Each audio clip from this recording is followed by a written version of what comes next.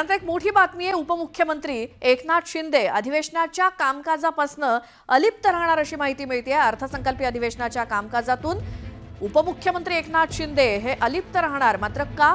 एकनाथ शिंदेंनी आपल्या तीनही खात्यासंदर्भातील उत्तराचं दायित्व शिवसेनेच्या मंत्र्यांकडे दिल्याची माहिती मिळते आणि एकनाथ शिंदे यांच्याकडे असलेल्या नगरविकास खात्यासंदर्भातील प्रश्नांची जबाबदारी उद्योगमंत्री उदय सामंत यांच्याकडे, तर सार्वजनिक उपक्रम MSRDCच्या संदर्भातील उत्तरांची जबाबदारी मंत्री दादा भुसे यांच्याकडे, तर गृहनिर्माण विभागाची जबाबदारी ही पर्यटन मंत्री शंभूराज देसाई यांच्याकडे देण्यात आली। आमच्यात कसलंही कोल्ड वॉर नाही असं देखील एकनाथ शिंदे म्हणतात। मुख्यमंत्री देवेंद्र फडणवीस यांच्याकडून वारंवार उल्लेख होतो, मात्र तरी देखील अधिवेशन कामकाजातनं उपमुख्यमंत्री अलिप्त असल्याची राजकीय वर्तुळात चर्चा सुरू आहे। तर अधिवेशनाच्या कामकाजातनं उपमुख्यमंत्री एकनाथ शिंदे हे अलिप्त राहणार असल्याची चर्चा राजकीय वर्तुळात सुरू आहे। आमचे प्रतिनिधी राहुल झोरी आपल्या सोबत आहेत। राहुल, का अशी चर्चा आहे? एकनाथ शिंदे कामकाजापासून अलिप्त राहण्याची शक्यता का?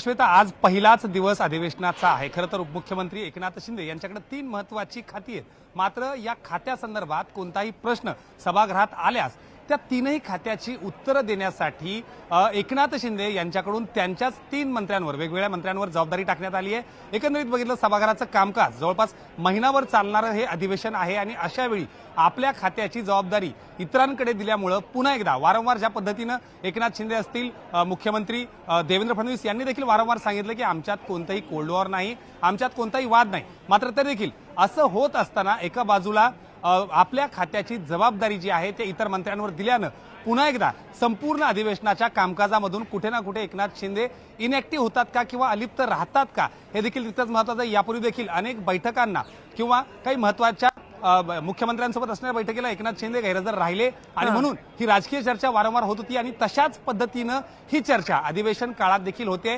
कारण आपण बघितलं तर 3ही महत्त्वाची खाती जी आहेत ते गृहनिर्माणचं खातं असेल, याचबरोबर सार्वजनिक उपक्रम आणि नगरविकास खातं, ही 3ही महत्त्वाची खाती ही एकनाथ शिंदेंकडे आहेत। नुकत्याच या सगळ्या संदर्भातल्या काही महत्त्वाच्या सूचना किंवा महत्त्वाच्या प्रश्न उत्तर जी आहेत ती सभागृहात येऊ शकतात, मात्र त्याची जबाबदारी देण्याची म्हणजे उत्तर देण्याची जबाबदारी जी आहे ती उदय सामंत, शंभूराज देसाई आणि 3 नंबरला दादा भुसे या 3ही मंत्र्यांकडे देण्यात आली आहे। त्यामुळं राजकीय वर्तुळात पुन्हा एकदा तीच चर्चा, अर्थात कामकाजातून देखील अलिप्त म्हणजेच कुठे ना कुठे या कोल्ड वॉरची शक्यता वारंवार राजकीय वर्तुळात होताना दिसते। श्वेता, राहुल धन्यवाद या सगळ्या माहितीसाठी। आणखीन एक मोठी बातमी ती म्हणजे धनंजय मुंडे यांनी देवेंद्र फडणवीसांची भेट घेतली आहे।